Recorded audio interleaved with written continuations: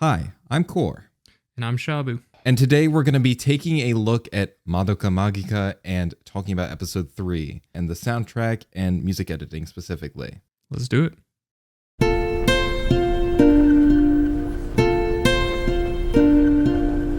I do like that kind of like reverb, like echo that goes through both ears. I think it's actually a synth because I think it's separated from the guitar playing.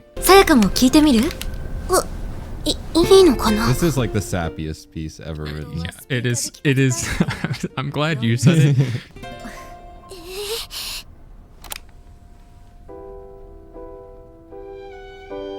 I do like this transition into the Rachmaninoff. It's pretty seamless.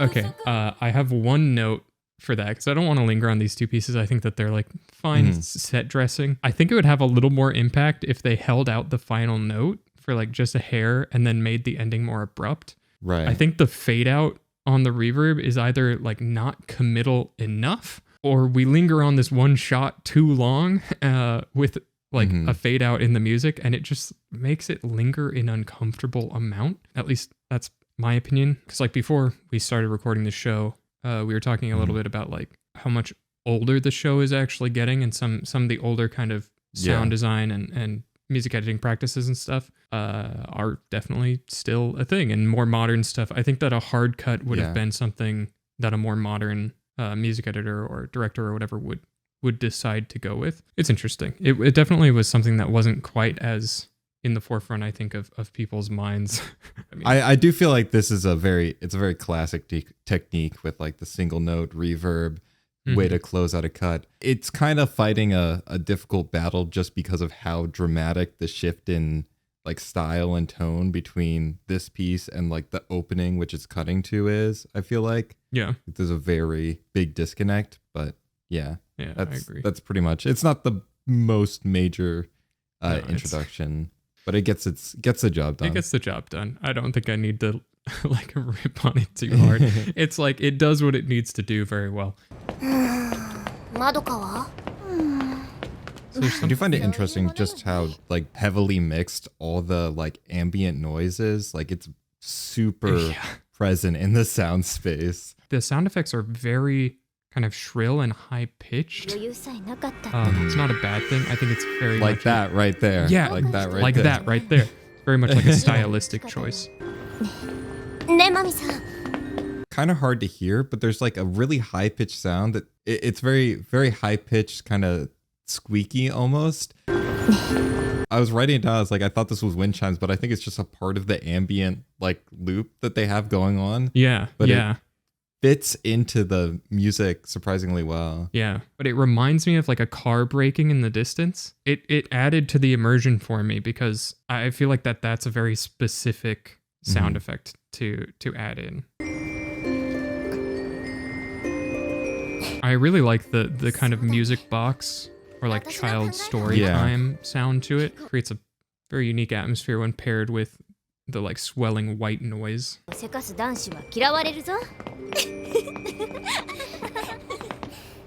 say compositionally, that's like one of the pieces that I think exemplifies like the elements of Madoka's like music that I like the most, which is a lot of these very simple but like super efficiently constructed melodies.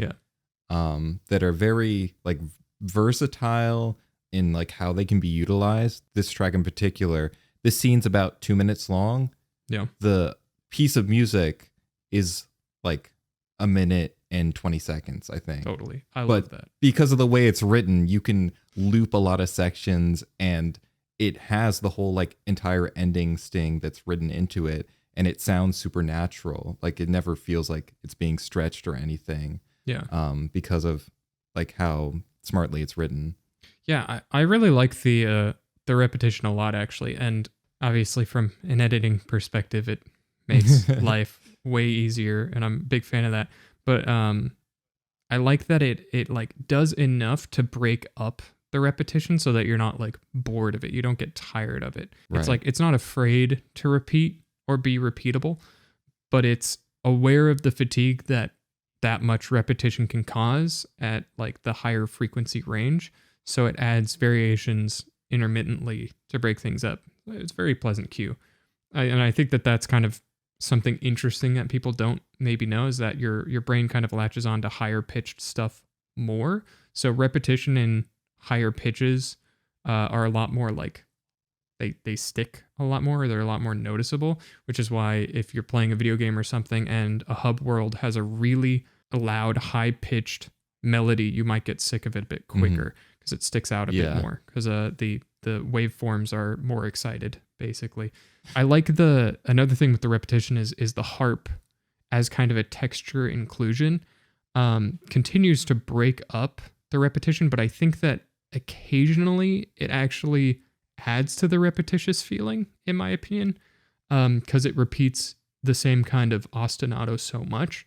Due to the mixing, it's like around the same level, and instead of acting kind of as a strong counter melody and dipping in and out, I feel like the flat dynamic range of the mixing actually causes them to kind of fight for attention sometimes. But I think it's a great track, and I really love the kind of constant ostinato. It's really pleasant. There's another interesting little thing in here as well that I noticed, which is because primarily it's just like harp and glockenspiel. I'm pretty sure that's what it is. It's like just this duet, very acoustic sounding instruments, high reverb. But then there's also this little like reverberating bassy synth that comes in about like a minute into the track. Yeah. That adds this, I guess, like a sense of kind of ominous sensation to it. It's like very sparsely used. And I think the fact that it's there at all and it's used so sparsely, but it is present, is a pretty interesting decision.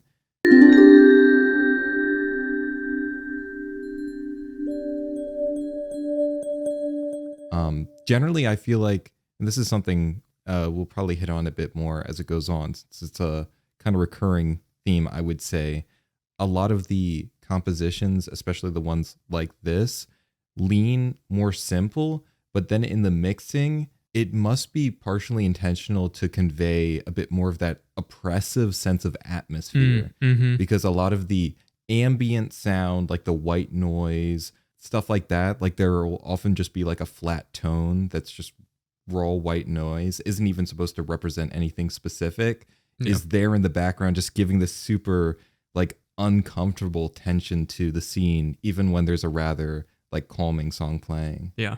I'm a big fan of that. I feel like the texture. I love texture. I'm a big texture fan. Like even here, the sound of like their like fan or like air conditioning is like super noticeable, I feel like. Yeah. Way more so than it would be in a lot of other shows. Specifically, like we were talking about Foley and background noise and stuff, I think specifically the ambient air sound is very loud in this show. But it's very much intentional, because like each scene has a different pitch to it. Like the white noise has a different pitch, assuming matching the space that the scene takes place in. I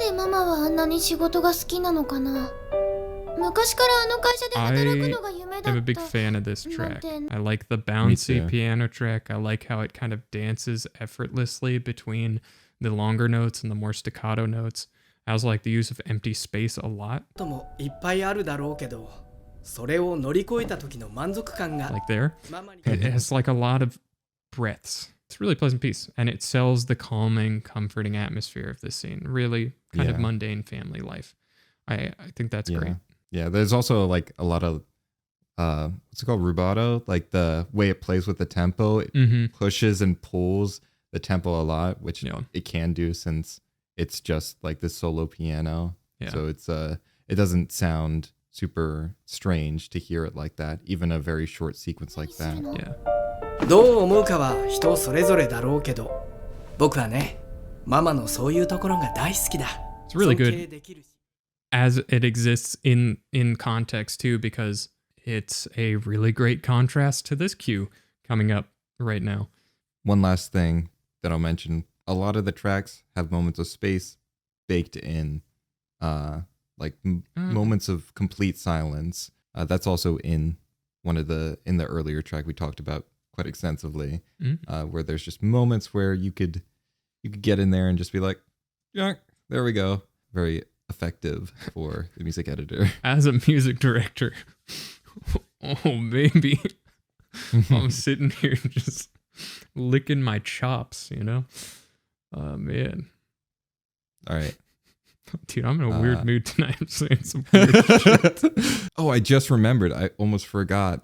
Another cool thing about this track is in it is a very slight reworking of the main theme. The little doo-doo-doo, doo-doo-doo, like that passage is also in there, like a little bit. And you hear that main theme sort of reworked in little bits, like throughout the soundtrack a decent amount, which I always appreciate stuff like that. あなたは無関係な一般人を危険に巻き込んでいる。彼女たちはキューベイに選ばれたのよ。I think this is really good in contrast because it's actually very similar. Like the two pieces, if you listen to them like in context without thinking about it too much, they might sound very different. Like the bouncy piano track and this, like the more wooden sound of this kind of unsettling. The melody is much less pleasant. It's a lot more uncomfortable. I think that you'd listen to those and kind of rightfully assume that they're fairly different, but they're actually quite similar in their structure and some of their like melodic content even. In combination with the bouncy track before, if you listen like very carefully, kind of as I said, they share a lot of the same DNA. Could be a byproduct of the same composer writing all of these tracks, and it likely is. But the choice to use said track speaks volumes. It's almost like a disturbed take on something inspired by the last one. And I think that contrast is really neat and it works really well here. No, it's also interesting because we have this kind of contrast, like we were getting like the more metallic sound in like the glockenspiel, and here we have the more wooden sound, and it's also has like no reverb on it. It's very dry, which is placed against this very ominous backing. なら二度と会うことのないよう努力して話し合いだけでことが済むのはきっと今夜 Like I could almost hear if you took just the wooden sounding part and put it in different context, it would have like a very different emotional effect. Pretty interesting mix of things going on. Yeah. And again, as was mentioned, the wind is super present in that scene. You really hear every gust.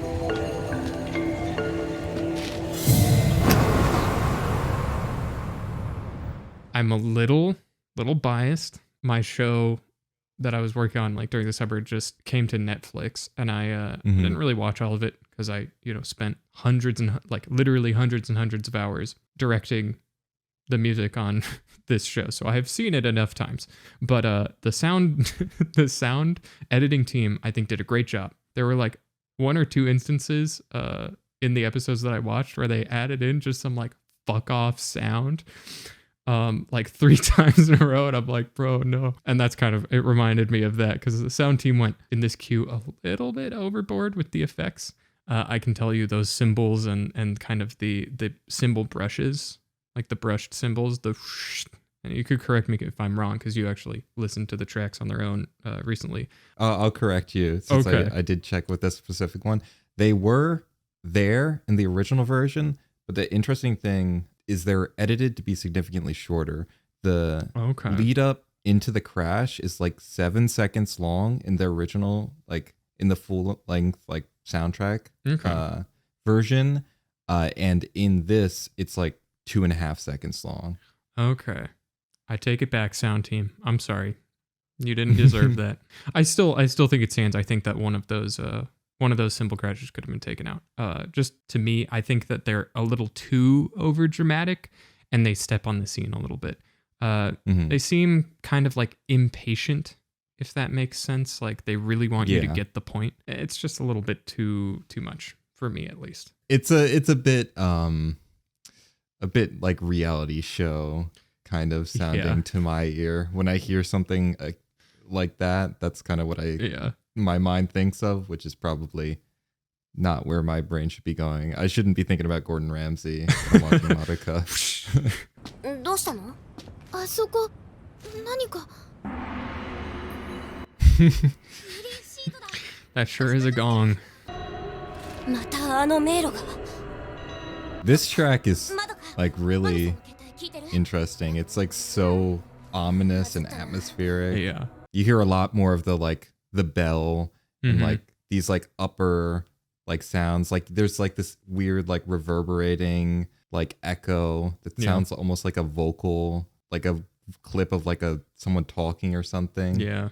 Like a lot of these weirder Kind of like breathing. uncomfortable sounds and stuff. Yeah.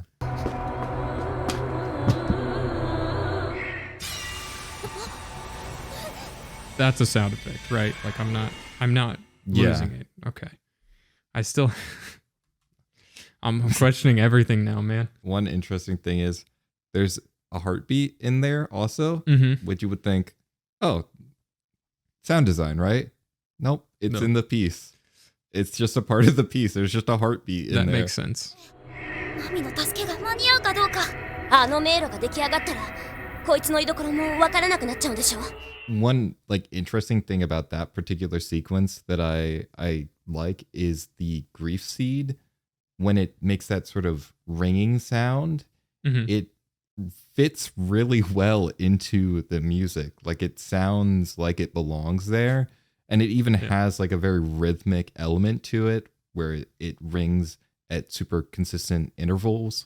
So it again has a musicality to it. And then we've got the classic Hydra transition with very loud sound effects. Dude, you can't be telling people if I don't bring up one of the tricks of the trade, Corey, you're not allowed to bring it up, okay? That's the classic hiding a transition with a cymbal crash. If you ever want to just like jump up 3 keys or whatever, which is really common, jump up a third, just hide it with a cymbal crash. Either that or do whole tone scale up and down. One of those two things, because whole tone scales inherently don't have a key, so it's really easy to transition to any key you want from them.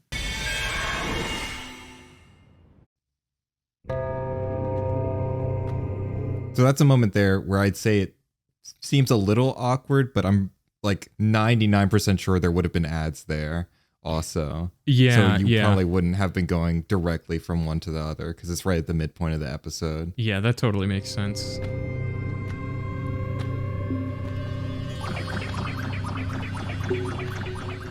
As for the piece itself, I really like the function of it.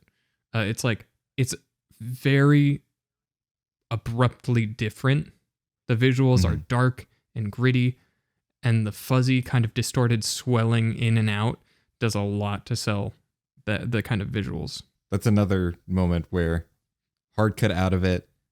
Definitely like the music embodies this other world that they go to. It's like a completely different sounding thing that's happening. Another thing of note is I'm not 100% sure, but I think that's bowed piano string happening. I thought the same exact thing. この場で君を魔法少女にしてあげることもできるんだけど It might be synthesized, though. Like it might be a patch or synthetic. I'm not entirely sure because it sounds like it has a little bit of stank on it. You know, it sounds like it's got a little bit of juice, a little juiced up. But I thought the same exact thing. I thought bowed metallic strings sounds accurate. I find it interesting coming from our last video covering Chainsaw Man, which also had a very extensive use of bowed piano. Dude. Just how versatile and powerful it is. There's so much going on with all the different like frequencies that it can do a lot of work just that alone. And especially if you want to capture that kind of unease, it's super effective at doing that. If you want to do any kind of thriller or suspense soundtracks, get Symphobia. It's great. Which are like string risers and shit. And get a good prepared piano because it's so worthwhile. That and some like aleatoric shit for like Penderecki sounding stuff. But like prepared piano is amazing. It's so good for atmosphere. It's so wide in its utility. high So pitch. this is it just comes right in. This is like another track that's in like a very different style from anything we've heard so far in this episode. Yeah, it's a really good contrast. I think that A, it sells the kind of magical world, and B, it's a lot more confident. And the kind of rock infusion goes a long way to hyping up the viewer and instilling a false sense of security.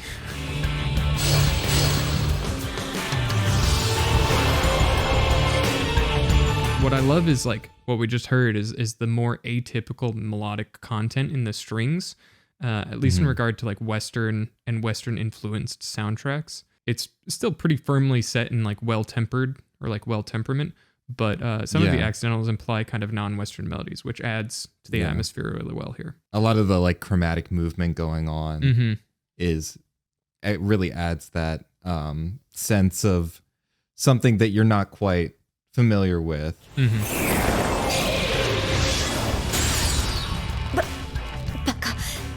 I like that the sound effects and the music is all very confident here, though. It really kind of builds up Mami, and like the next few cues are all about building up confidence because, well, obviously, we know what happens.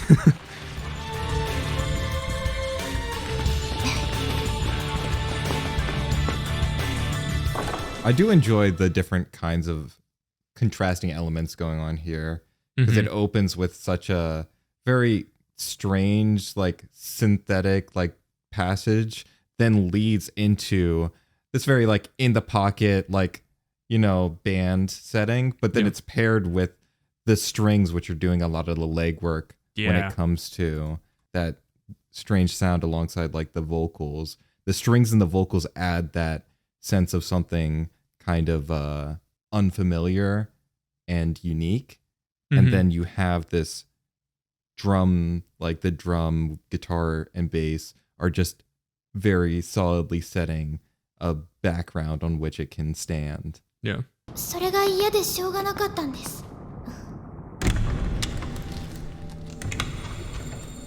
でもマミさんと会って Weird. 誰かを助けるために戦 Okay, in the version I saw, there was a pause there. Like a very deliberate pause. And it was just like a black screen when she opens the door. And there was no sound, and it was really awkward. So I thought it was maybe like an ad break or something. And it made me think even more that ad breaks were done after the episode was over. Because if you know about where the ad breaks are going to be, or you know the station you're working for and what their ad breaks generally work like, then you usually work around the ad breaks. I remember when our show was picked up by a station, I was already on episode 3 and I had to go back and re-edit. Like I had to redo them because they re-edited the episodes for the ad breaks. So it happens. Probably not as much in anime because of how much it takes to actually re-edit something. Yeah. Working around the ad breaks is definitely not something I would like ever consider. Is it something that's like pretty common that it's consistent where the ads are going to be placed, or is that something that varies a lot? It kind of depends, but usually there's like the station has some kind of idea, or you have like some time codes or something like that. This is when ad breaks are going to happen. It does make something like Cyberpunk, like Edge Runners, really convenient though, because you have no ad breaks. You don't have to worry about it at all. And there's no break in any of the flow or anything. So you can just like straight up work on whatever. It's an extra element that I think people don't normally think about is it's like ad breaks and stuff like that. There's a lot of logistical stuff that I think goes not over people's heads, but just like kind of people don't really think about because it's not as obvious. Especially now in a more modern age where a lot of people are watching these shows that were made where most people were watching stuff on TV with ads, but they're watching it on services that don't have ads. So it's not something you would like even consider. Yeah, absolutely. Okay. I think that this is the music that people think of when they think of Madoka. This is like the proper, I guess, main theme of sorts of the whole show. It's sort of retooled and reutilized all throughout. Yeah. The big thing that the average person will gravitate toward in terms of listening is the vocals. And they'll like point to the vocals as a big part of their enjoyment or what makes it unique.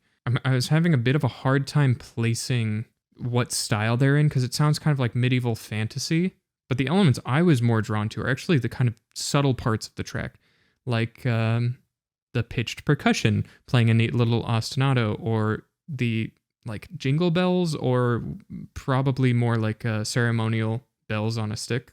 You know what I'm talking about?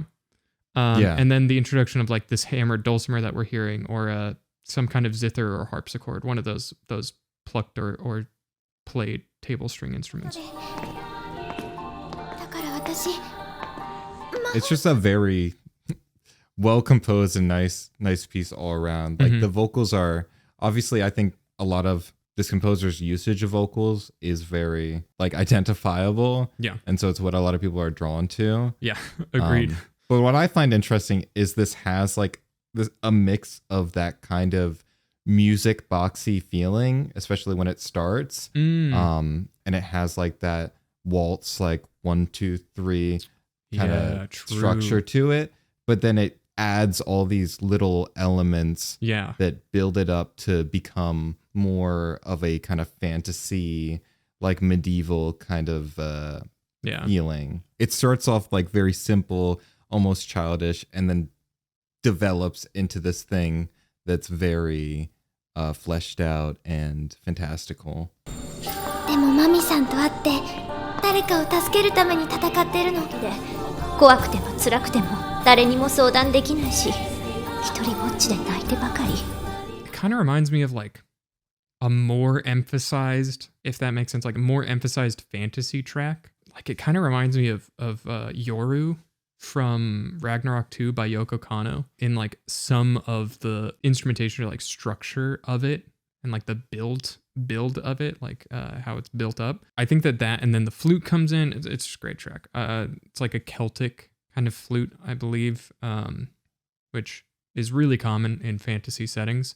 I think that the kind of like fantasy medieval inspiration with some of the kind of like choral sound makes for a really, really interesting soundtrack in this setting. でもさ、せっかくなんだし、願い事は何か考えておきなさい。せっかく。I'd say it fits very, very effectively with the general like aesthetic, particularly of the way this sort of other world is visualized.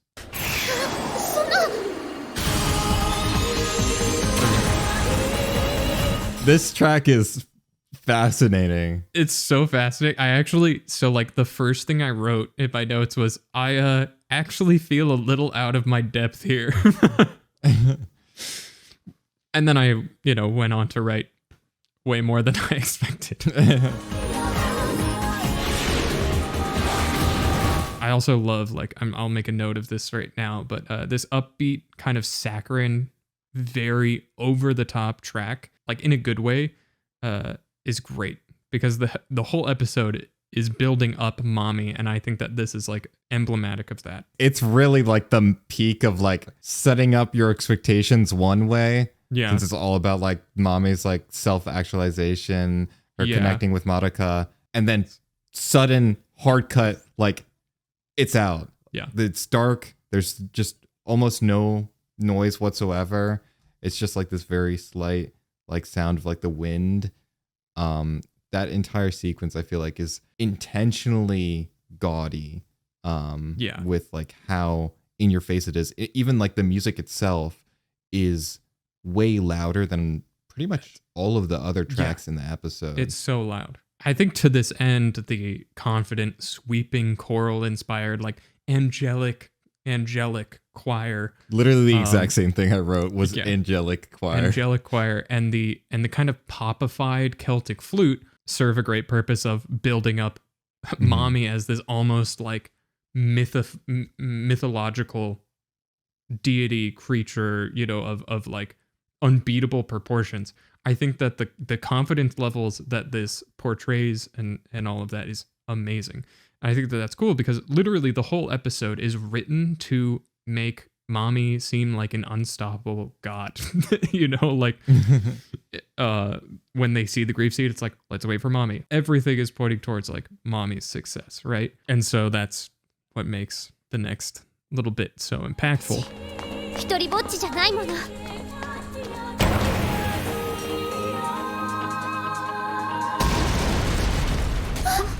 But I love the hard cut. I'm a big fan of hard cuts when they're good. And I love the hard cut. I feel like this here. is a very effectively utilized hard cut. And you can cover up like any kind of messiness with the explosion, right? So the music ends with the explosion, which is, essentially the same thing as like a cymbal crash used to do a transition or whatever. So it's really nice because you can dun, dun, dun, dun, dun, dun, and have like that kind of shit happen, and instead of like having all of these like gross lingering ostinatos under or the kind of supporting tissue sounding really awkward when you cut, you just have the explosion go over it, and you're like, nobody will ever notice that the cut is whatever, because you can't tell. I'm a big fan of masking those kind of hard cuts with something else. I also find this whole sequence interesting because it's not only pushing this like emotional element that is like to the extreme of Mommy being this very like heroic, like champion character, but it also takes the style and kind of pushes it in a different direction from a lot of what we've heard so far. Like the way, like we have this like choir vocals, which we've heard vocals earlier that are like choir style, but the style of the vocals themselves is not quite the same. Like here we have, I'd say it's a lot more Western in the way it's written. Yeah. Whereas there's like less melisma, like there's less of those little movements in the vocals. It's very confidently on each specific note. And then it's like kind of poppy. It's not just like regal, because you've got like the kick thumping through the whole thing and the electric guitar. Yeah. So it takes away even that fantasy, old-timey like kind of element that you get earlier with other pieces as well.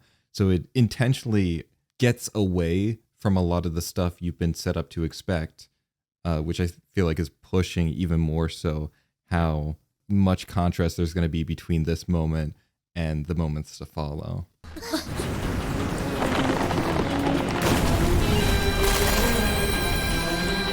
I love the blatant kind of Middle Eastern influence here, layered with the electric guitar. It very much reminds me of playing oud in a talk in college. It's kind of a cool marriage of different elements. Goodbye. Don't do the reactor thing.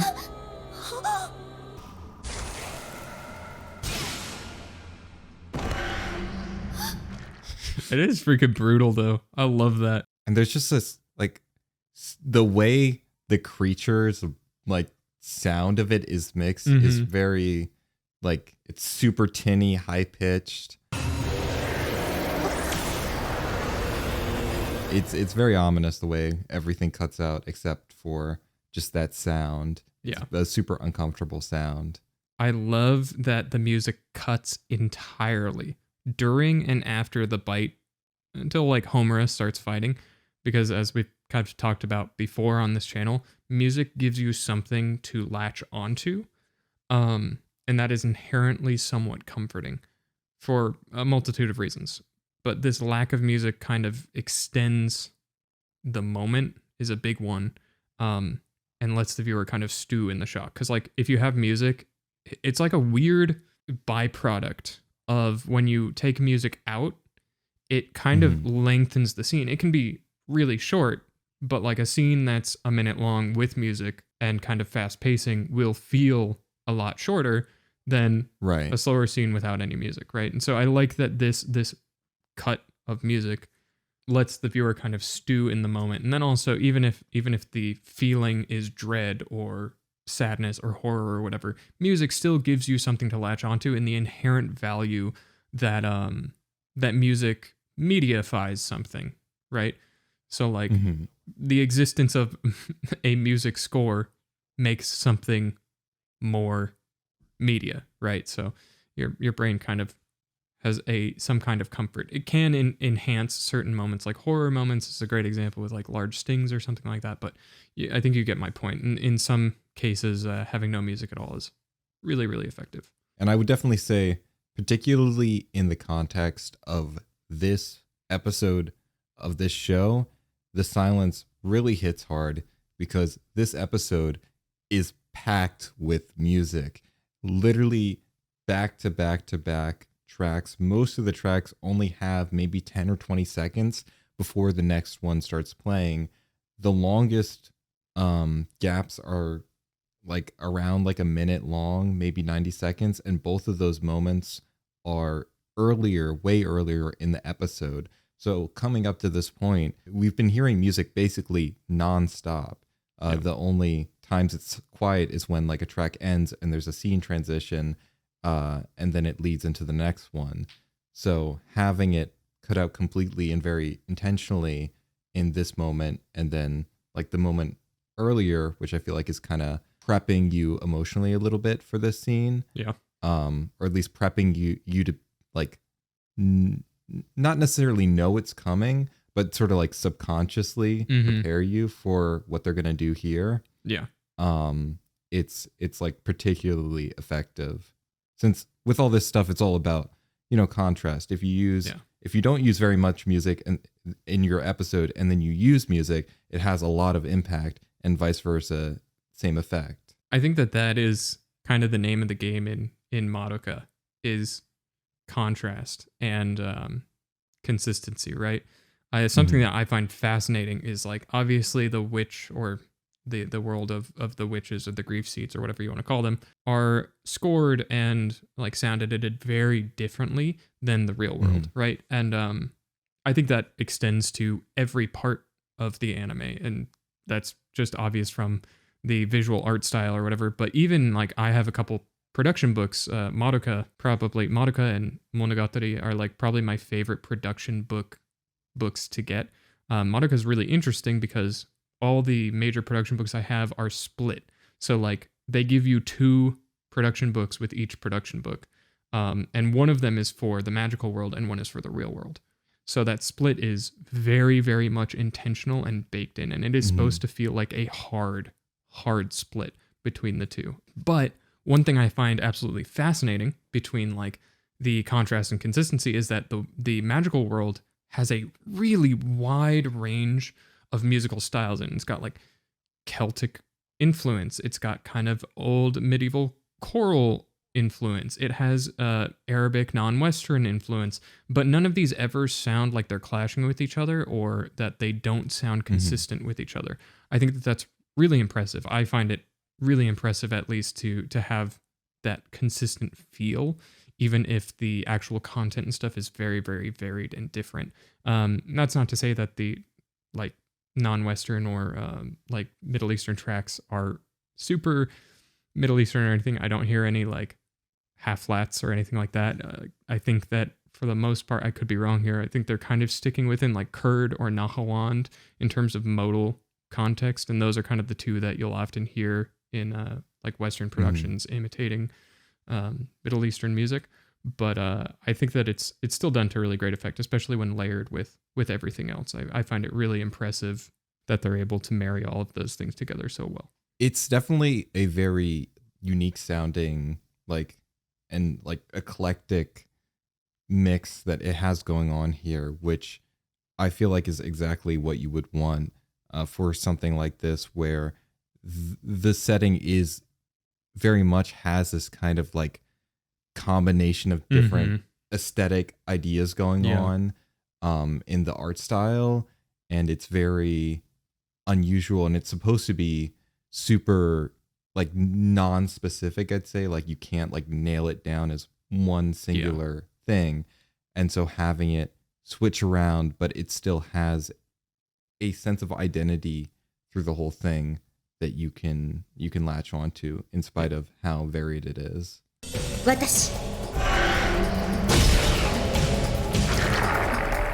The Homer track is interesting to me because we lose all of the fantastical flair. It's very utilitarian and industrial, like rhythm focused track.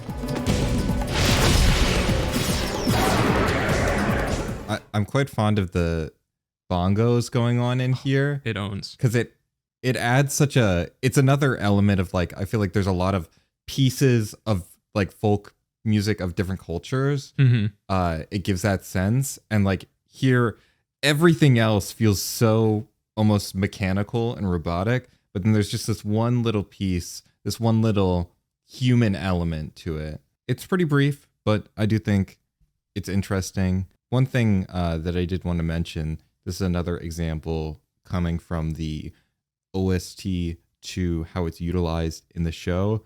To my ears, listening to the version in the OST and listening to the version here, there's definitely something going on with the way it was mixed, because in this version, it's almost all percussion. If you listen really carefully, you can hear there's some melodic like content and information going on, but it's really quiet. In the original version, there's strings here, and they're pretty present and noticeable. But in this version, it's like way less audible, comparatively speaking.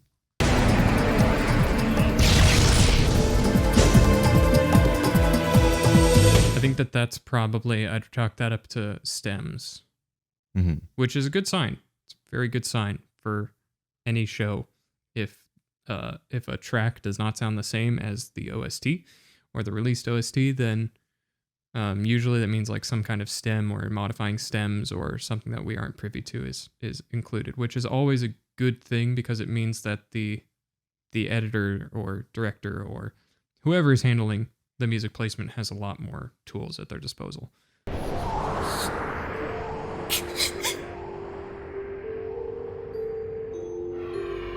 So we bring the main theme of sorts back once more. It's like a slightly different instrumentation, because it's like kind of it's like slightly softer sounding. Agreed. In the timbre.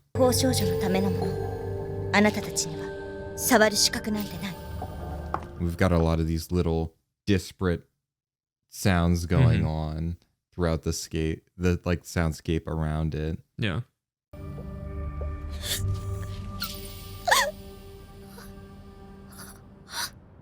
I like that it all cuts out while they're crying, and so you can really hear the like crying sounds. It's a weird thing to say, but like I like to hear them cry. Yeah, the like music director, sound director in me likes that focus on the human element, especially after coming back from a fantastical world. Like you have this kind of track that's indicative, or the same kind of instrumentation style, or same kind of timbral style, textural style, whatever you want to say, that has been kind of established before for the real world.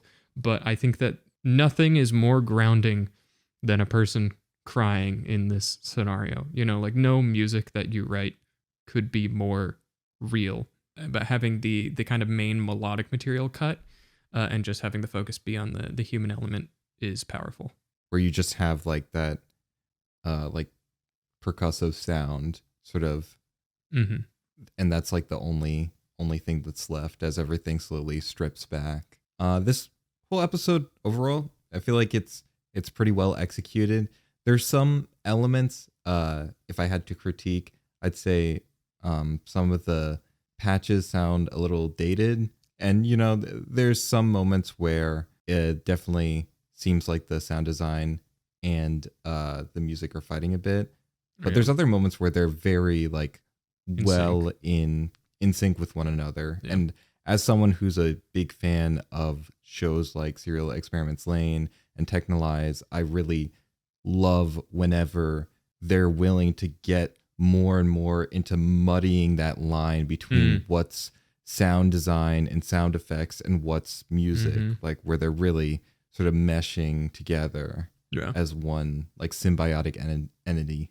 Speaking on that, so this is, since we're kind of at the end of the episode and we're kind of wrapping things up, just like as an interesting tidbit that I realized while we were watching this, we were talking about it, is the jump sound effect that was like really common at that time period.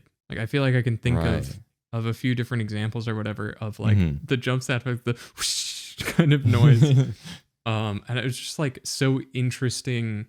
I love like going back to stuff, because oftentimes when I watch a show or whatever, I won't really focus on the sound design, as odd as that might be to people. I'm not like always focused on that. It's always interesting going back to something older and hearing how practices have changed and thinking about how like practices will change in the future. Like if I had to guess, we'll probably go kind of move in the opposite direction of the pendulum, where we kind of go back to emphasizing more things, because right now we're kind of in this period of more realism in our sound design. At least that's how Right. I feel generally in a lot of media.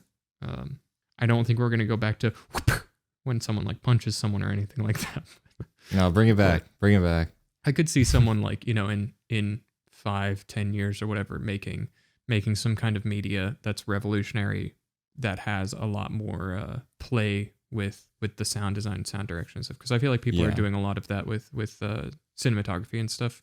It is very, I think, interesting. Well, I feel like while we focus a lot on the music, sound design is like so closely linked that it's hard not to talk about it and focus on it.